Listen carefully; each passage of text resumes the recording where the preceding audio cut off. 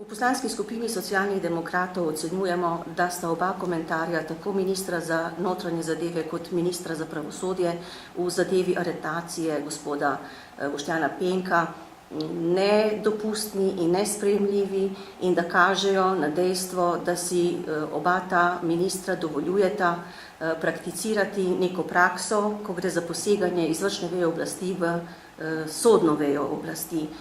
Iz teh njunih komentarjev izhaja seveda, da nista zadovoljna zlasti ne z odločitvijo preiskovalnega sodnika gospoda Barage, ki ni odredil hišne preiskave pri gospodu Penku in ki je to zavrnitev odredbe utemeljeval s tem, da ni bilo storjeno nobeno kaznivo dejanje in da ni podanih razlogov, ki bi morali za takšno odredbo biti podani.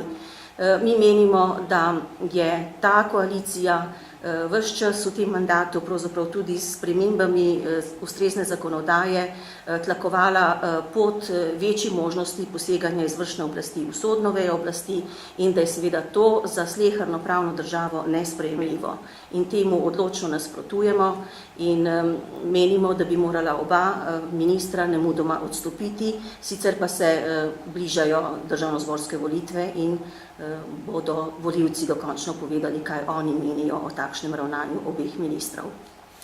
Torej, po vašem mnenju v SD menite, da ni bilo razlogov za aretacijo tako gospoda Penka kot gospoda Zidarja oziroma pridržanje policijsko? Poglejte, mi o tem ne moremo dajati sodbe. Mi nismo tisti, ki bi o tem presojali. Mi se odzivamo samo za pretirano uporabo prisilnih sredstev pri aretaciji gospoda Penka. Mi se odzivamo na poseg v njegovo osebno dostojanstvo, saj način, na kakšen je bila izpeljana ta aretacija, kaže, da je prišlo do tega obojega.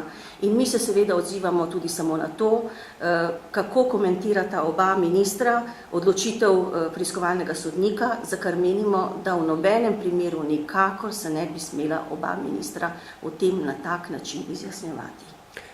Torej je bilo po vaše to spet en šov za kamere, ta aretacija?